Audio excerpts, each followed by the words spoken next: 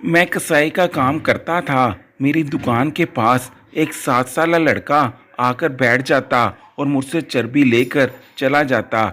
एक दिन कुछ लोग इसे बुरी तरह से मार रहे थे और वो खून से लथपथ हो चुका था। एक आदमी बोला, इसने रेडी से फ्रूट उठाया जो काफ़ी गंदा था, और वो लड़का सिसकते हुए बोला, मेरी बीमार माँ और बहनें 2 दिन से भूखी हैं। मैंने दूध के पैसे दिए और हकीकत जानने के लिए इस लड़के का पीछा करते हुए इसके घर गया।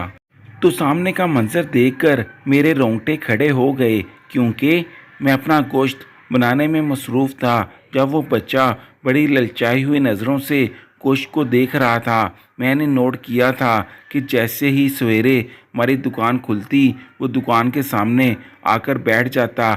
जैसे ही मैं ग्राहकों के लिए गोश्त काटना शुरू करता, वो मुझे बड़े गौर से देखता रहता और फिर नंगे पाँव चलता हुआ मेरे पास आता और कहता, भाई, ये जो बचा हुआ गोश्त और चर्बी है, ये मुझे दे सकते हो? मुझे हैरत होती कि वो बच्चा चर्बी और बचे हुए गोश्त का क्या करेगा। ये तो बेकार सी चीज़ें हैं जो खाने के काबिल नहीं, लेकिन इसकी ज़िद पर मैं शॉपर में डालकर इसको दे देता। बच्चा बामुश्किल 8-9 बरस का था। रंगत इसकी गोरी सफ़ेद थी, लेकिन नंगे पाँव पुराना सा लिबास पहने वो हमारे बाज़ार में यूं ही चलता फिरता रहता मुझे नज़र आता था। कभी किसी सब्ज़ी वाले के पास खड़ा होता, तो कभी किसी फल फरोश वाले के पास, कभी तंदूर वाले के पास। गोया सब चीज़ों को बड़े गौर से देखता रहता। मैं शायद इसकी बातों पर ज़्यादा तवज्जो ना देता, लेकिन कुछ दिनों के बाद जो हादसा रोनुमा हुआ, मेरी तवज्जो खुद ब खुद इस लड़के की जानिब होने लगी, क्योंकि इसके हाथ में काले रंग का थैला सा होता था और मुझे ये लगता था जैसे इस थैले में कुछ है। इन्हीं दिनों शहर में खुदकुश हमला हुआ था, और वो हुआ भी एक बच्चे के ज़रिए था। जब ये खबर आम हुई तो सभी चौकन्ने से होकर रह गए। मैं बड़े गौर से इस लड़के का चेहरा देखता था। वो कुछ ढूंढने की कोशिश करता था। फिर मैंने देखा कि एक बार इस लड़के की लड़ाई हो गई। मोहल्ले के वारा लड़के इससे वो काले रंग का थैला मांग रहे थे। तुम बताओ कि इसमें क्या छुपा रखा है जो तुम किसी को हाथ तक नहीं लगाने देते। बच्चा वो थैला अपने साथ सीने से लगाए हुए था, किसी को नहीं दे रहा था। जब शोर शराबा बढ़ा तो हम सब दुकानदार भी वहाँ चले गए। वो लड़के कहने लगे कि ये लड़का रोज़ाना बाज़ार में आता है और इसके हाथ में ये काला थैला होता है। हमें इस पर शक है, इसको खोलो कि अपना थैला अब खोल कर दिखाए। वो लड़का कहने लगा कि नहीं, मैं ये थैला किसी कीमत पर नहीं खोलूँगा। ये सुनकर तो बहुत सारे दुकानदार भी इश्तियाल में आ गए। कहने लगे, क्यों, इसमें कोई बम छुपा है? वो कहने लगा, नहीं, इसमें ऐसा कुछ नहीं है। तो फिर मैंने कहा कि तुम इतना छुपा छुपा कर क्यों रख रहे हो? जब इसमें ऐसा कुछ नहीं है तो दिखाओ तो इन लोगों को। लेकिन वो नफ़ी में सर हिलाने लगा, नहीं, ये नहीं दिखाऊंगा। बहुत से नौजवान लड़कों ने इससे वो थैला खींचना चाहा, लेकिन इसने अपने करीब आए नौजवान को धक्का दिया और भागकर गली के अंदर चला गया। बहुत सारे नौजवान इसके पीछे गए, लेकिन एकदम वो गली में गायब सा हो गया था, या शायद छुप गया था। बहरहाल लोगों ने कहा कि अब अगर ये हमें नज़र आया तो हम इसका थैला ज़रूर देखेंगे। दोबारा कई रोज़ तक इस बच्चे ने वहाँ का रुख ना किया। मुझे तो अजीब से वसवसे आने लगे थे कि आजकल चोरी चिकारी और ये खुदकुश धमाकों वाले भी बढ़ने लगे थे। खुदा ऐसे लोगों को गारत करे जो मासूम बच्चों को ये सब सिखाकर इनकी ज़िंदगियां बर्बाद कर रहे थे। चंद रोज़ के बाद दोबारा वो लड़का सहमा हुआ खोजती नज़रों से वहाँ आने लगा। इसके बाद मैंने नोट किया कि वो बच्चा बिना थैले के आने लगा था। इसके पास कोई थैला मौजूद ना होता। एक बार मैंने सोचा कि मैं इसका पीछा करता हूँ, देखता हूँ ये कौन है। मुझे वो लड़का न जाने क्यों कुछ मशकूक सा लग रहा था। हमारे मोहल्ले का भी ना था और मैं इसे पिछले 10 दिन से यहाँ पर ही घूमता फिरता देख रहा था। इससे पहले तो किसी ने इस बच्चे को नहीं देखा था।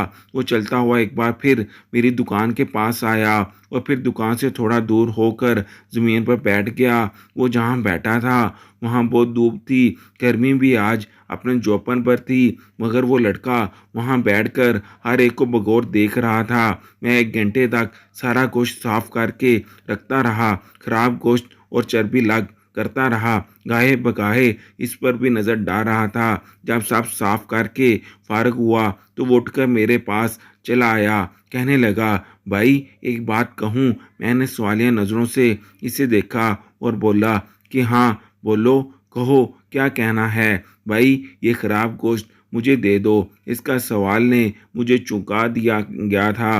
मैंने चर्बी और ख़राब गोश्त वाला थैला ऐसे ही कचरे में ही फेंकना था, मगर एक सवाल फ़ौरन दिमाग में आया। मैंने इस लड़के से कहा कि तुम इस ख़राब गोश्त का क्या करोगे। मेरे जहन में फ़ौरन ही एक ख्याल आया कि कहीं ये लड़का भी खुद कुछ धमाके वालों में से तो नहीं, ये ना हो कि इसी ख़राब गोश्त में बम वगैरह छुपा कर यहाँ रख दे और फिर जब तक अंदाज़ा हो तो बहुत देर हो चुकी हो। वो लड़का खामोश हो चुका था, कहने लगा, वैसे भी तो फेंक दोगे, मुझे ही दे दो।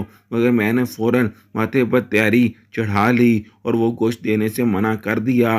मेरे एक बार मना करने पर वो खामोशी से जाकर वहीं बैठ गया और कभी फल फरोश को देखता तो कभी सब्ज़ी फरोश के थैले पर नज़र दौड़ाता। दिल में बेचैनी तो थी, मगर मैंने इसके बावजूद वो ख़राब गोश्त कचरे के ढेर में फेंक दिया जो कि वहीं मौजूद था। हर शाम सफाई वाला वो उठा लिया करता। यूं ही मैं वो ख़राब गोश्त वहाँ फेंक कर आया तो बहुत सी आवारा बिल्लियाँ इस गोश्त पर चिपकती वो गशापर को फाड़ कर गोश्त निकालना चाह रही थीं। मैं तो वहाँ से पलट कर अपनी दुकान पर आ गया, मगर जब पलट कर देखा तो मेरे होश उड़ गए, क्योंकि वो मशकूक सा लड़का इन बिल्लियों को वहाँ से हटाकर वो गोश्त का शापर इनसे छीनने की कोशिश कर रहा था। मगर वो बिल्लियाँ भी आवारा और जंगली थीं। इस लड़के के हाथ पर पंजे मारने लगी, मगर इसके बावजूद इस लड़के ने बिल्लियों को हटाकर वो गोश्त छीना जो आधा ज़मीन पर और आधा बिल्लियों के मुंह में जा चुका था। इसने बाकी बचा हुआ गोश्त उठाया और एक जानब दौड़ लगा दी। मैं कितनी ही देर ये मंजर देखता रहा। शक्ल से तो अच्छा खासा मालूम होता था, मगर कोई भी लड़का भला ख़राब गोश्त के लिए इतनी जद्दोजहद कैसे कर सकता था। मैं सारी रात सो ना सका, यही सोचता रहा कि इस लड़के के बारे में कैसे जानूं, वो कहाँ का था और ऐसा क्यों कर रहा था। अगले रोज़ तो इस लड़के ने वो हरकत की कि मुझे परेशान सा करके रख दिया।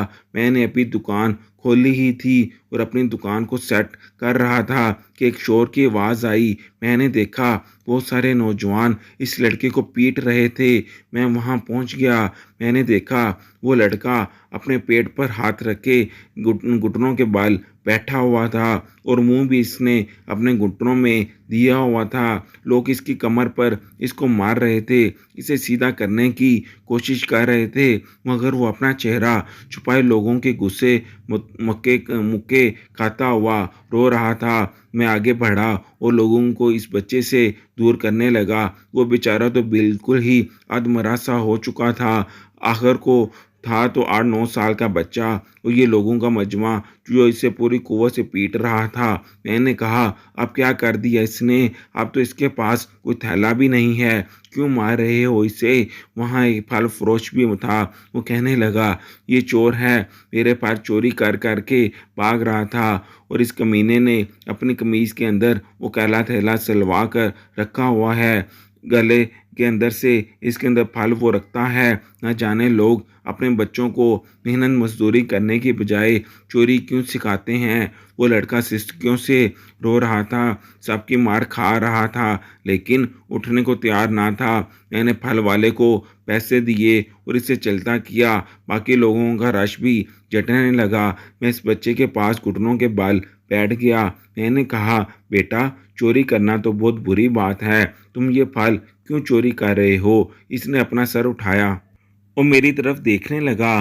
पूरा चेहरा आंसुओं से तर था। चेहरे पर जगह जगह जख्म भी दिखाई दे रहे थे जिनसे खून रसने लगा था। शायद फल फरोश ने इसे बहुत मारा था। कहने लगा, मेरी माँ बीमार है, डॉक्टर ने कहा है कि फल खाएगी तो ठीक हो जाएगी। मैंने तो पहले फल वाले से कहा था कि तुम्हारे डीले पर जितने भी गले सड़े फल हैं वो मुझे दे दो।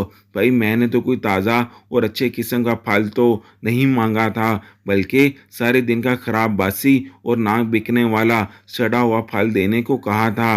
बदले में इसके फलों के दिन भी मैंने दो बार रखवाली भी की थी। जब वो नमाज पढ़ने गया था, जब दुकान बंद करने लगा तो मैंने इससे फल मांगे। वैसे भी तो इसने वो फल फेंक ही देने थे, लेकिन इसने मुझे धक्का दे दिया। बोला, दफ़ा हो जाओ, भूखे नंगे न जाने कहाँ कहाँ से चले आते हैं। मुझे गुस्सा आ गया तो मैंने इससे फल लेकर भागने लगा। तुम खुद देख लो भाई, मैंने वही फल उठाए हैं जो गले सड़े थे। ताज़ा फलों को हाथ तक भी नहीं लगाया।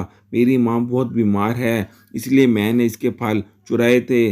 वो रोते हुए हिचकियों से ये सब कुछ कह रहा था। मैंने कहा, बेटा तुम कोई काम क्यों नहीं कर लेते? अल्लाह पाक ने तुम्हें दो हाथ दिए हैं जो सलामत हैं, पाँव हैं वो भी सलामत हैं। तुम बिल्कुल ठीक ठाक हो। चोरी करने की बजाय मेहनत करो।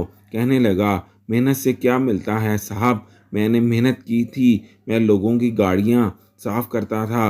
वो झिड़क झिड़क के 2-3 बार साफ़ करवाते थे, मगर जब मैं इनसे पैसे लेने के लिए इनकी खिड़की के सामने हाथ फैलाता तो वो गाड़ी आगे बढ़ाकर चले जाते और हंसते हुए मेरी गुर्बत और मेहनत का मजाक उड़ाते रहते। इसके बाद मैंने फूलों के गजरे बेचने शुरू कर दिए जो मेरी बहनें बनाती थीं, लेकिन वो भी मुरझाने लगे। कोई भी मुझसे ख़रीदने के लिए तैयार नहीं था। कहते थे, तुम्हारे गजरे बासी हैं, इनमें ताजगी बिल्कुल भी नहीं है। हालांकि मेरी माँ पूरी रात इन गजरों को पानी में भिगोकर रखती ताकि वो ताज़ा लगें। मेरी बहनें फजर पढ़कर बैठतीं और इंतहाई नफासत से गजरे परोतीं, फिर मेरे हवाले करतीं कि जाकर बेचूं। मगर न जाने लोग ये क्यों नहीं समझते कि इन बासी गजरों को खरीद लेने से कोई गरीब 2 वक्त की रोटी भी खा लेगा। कोई नहीं सोचता साहब, बस सब धुतकार देते हैं। इस बच्चे की बातों से ने मुझे अश्क बहार कर दिया था। मैंने जेब से पैसे निकाले और इसके हाथ पर रख दिए। इसे अपनी दुकान पर लाया और आधा किलो साफ गोश्त भी इसे थमा दिया। वो खुशी खुशी यहाँ से चला गया। इस वक्त दुकान में काम का वक्त था, वरना मैं इस लड़के का पीछा ज़रूर करता। अगले रोज़ मैंने इस लड़के को कहीं नहीं देखा।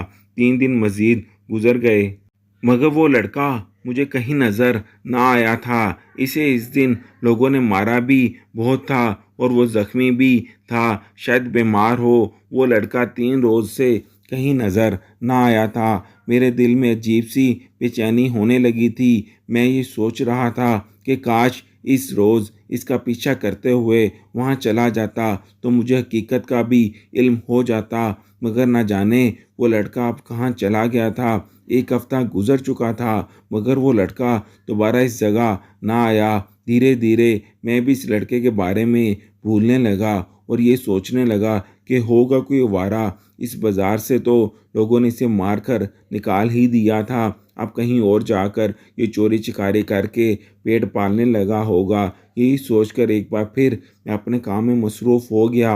मगर इसी शाम वो लड़का मुझे दोबारा दिखाई दिया। इसकी तबीयत इंतहाई ख़राब महसूस हो रही थी। इसके चेहरे पर अजीब जर्द पीले दाग लगे हुए थे। लोग इसे देखकर इसका मजाक उड़ाने लगे थे। इसके हम उम्र बच्चे जो अक्सर बाज़ार में आया करते थे, वो कुछ तो यूं ही आवारागर्दी करते रहते। वो सभी इसे देखकर मजाक उड़ा रहे थे, जाके वो खामोशी से लड़खड़ाते हुए चलता आसपास देख रहा था। मैंने गौर किया तो इसके चेहरे पर जख्म और नील के निशानात थे। इस पर हल्दी लगी हुई थी जो शायद इसकी माँ ने इसके चेहरे पर लगाई हो ताकि जख्मों की मरहम की जा सके। वो लड़का पहले से काफ़ी कमज़ोर लग रहा था और बीमार भी महसूस हो रहा था। वो चलता चलता आया और एक बार फिर एक ईंट रख के ऊपर बैठ गया वो लोगों को देखने लगा। इसकी आंखों में बार बार आंसू आ रहे थे। मुझसे रहा ना गया तो मैं चलता हुआ इस बच्चे के पास चला गया और बोला कि बेटा क्या हुआ है, काफ़ी दिनों के बाद नज़र आ रहे हो, तुम्हारी तबीयत भी ठीक नहीं लग रही। इसने ये सुना तो रोने लगा। बोला, साहब मेरी तबीयत बहुत ख़राब थी, घर में खाने को कुछ भी मौजूद नहीं है, 3 दिन से घर में सालन नहीं पका, हम पानी में नमक डालकर पी रहे हैं जिससे हमारे जिस्म को कुछ ताकत मिले। आई मेरी तबीयत कुछ ठीक हुई तो मैं घर से बाहर निकला। मैंने इसकी बात सुनी तो हैरानगी से हुई। वो तो पिछली दफ़ा कह रहा था कि इसकी माँ और बहनें भी मौजूद हैं, तो फिर आखिर वो क्यों इस बच्चे को काम के लिए घर से बाहर भेज रही थीं। इसका बाप क्या करता था। तभी एक फल फरोश ने एक ख़राब फल कचरे की तरफ फेंका तो वो फ़ौरन मेरे पास से उठकर इस फल को उठाने लगा और घर की जानब जाने लगा। वो भाग कर जा रहा था। शायद इसे डर था कि आज फिर ना वो फल फरोश इसे पकड़ कर मारने लगे। ना जाने वो गले सड़े वो ख़राब फलों के लिए क्यों अपनी जान जोखिम में डाल रहा था। आज तो मैं भी इसका पीछा करने लगा। फल फरोश से कहने लगा कि मेरी दुकान का ध्यान रखना। इतना कहकर मैं जाने लगा। वो भागता हुआ गलियों से होकर न जाने कौन से मोड़ मुड़ता हुआ जा रहा था। मैं भी इसी के पीछे चला जा रहा था कि तभी शहरी आबादी से निकलकर एक बस्ती की जानब जाने लगा जहाँ पर कच्चे मकान थे। मैंने सोचा कि शायद वो इसी बस्ती में रहता होगा, मगर इसने बस्ती को भी पार कर लिया और एक मोहल्ले में आ गया और एक गली में मुड़ गया जिसमें एक घर था।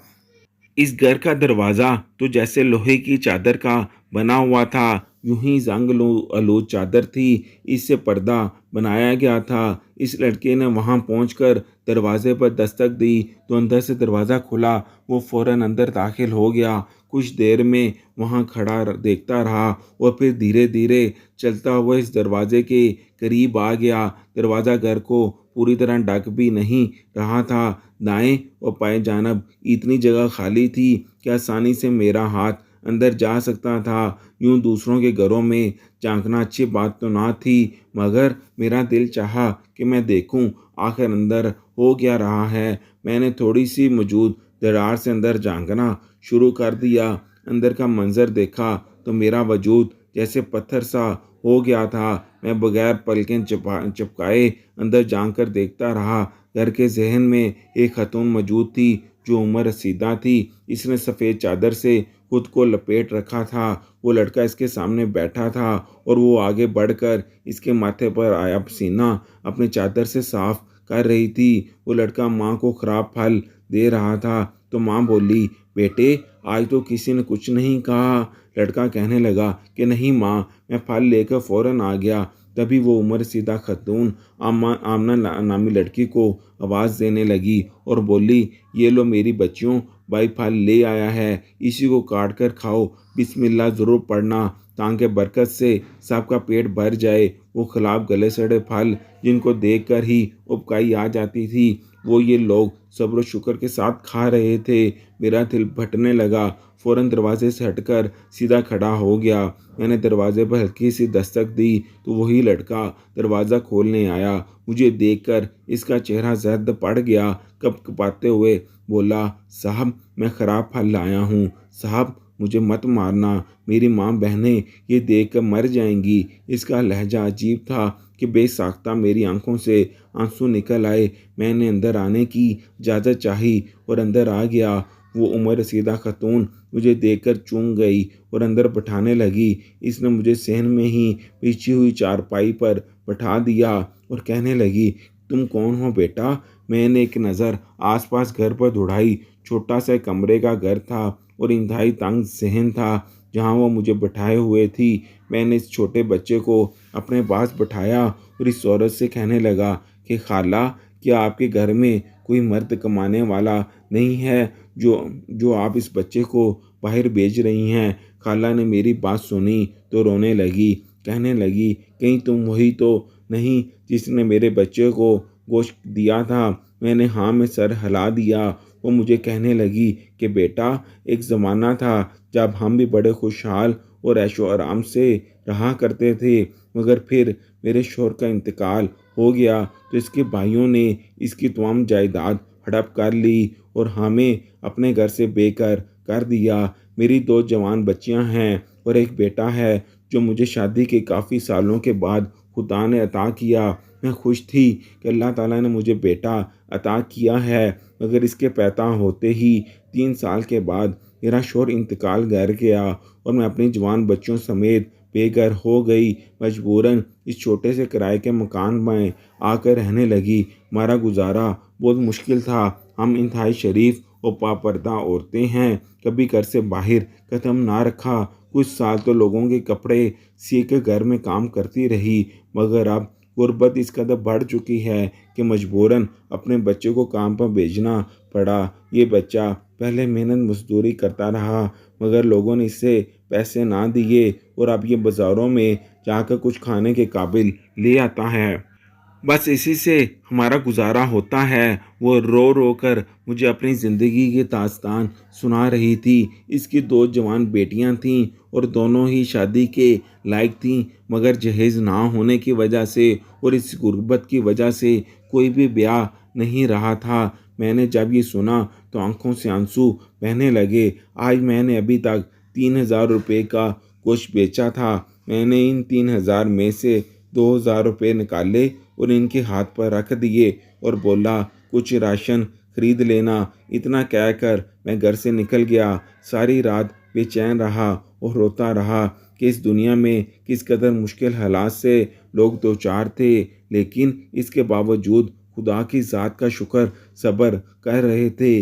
मैं अपने भाई के साथ रहता था। मेरी माँ नहीं थी बल्कि पापा थे, जिनको फालिज का अटैक हुआ था, तो वो बिस्तर पर ही पड़े हुए थे। हम दोनों भाई इनका सहारा थे। मैंने सारी रात सोचा और फिर इस बारे में अपने भाई से बात की और अब्बू से भी जिक्र किया।